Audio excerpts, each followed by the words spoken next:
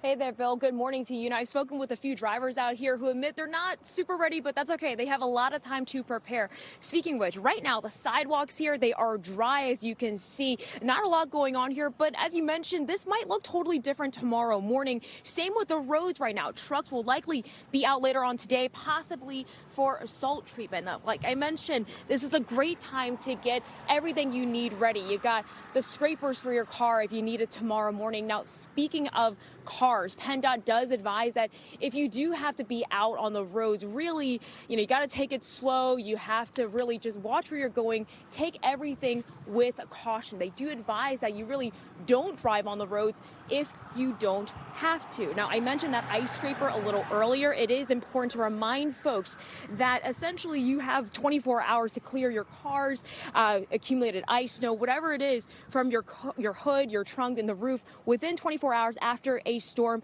has ended. I do also want to mention it's also a great time to get that emergency kit ready if you don't have it already. Some suggested items can include chargers, your water, snacks, anything you might need just in case of an emergency. We're now reporting live in Bucks County. Lili, Zheng, NBC 10 News. We should count on NBC 10 to keep you up to the minute on the approaching weather. You can track the storm with our interactive radar as well as get your neighborhood forecast. Just head to the free NBC 10 app or NBC10.com.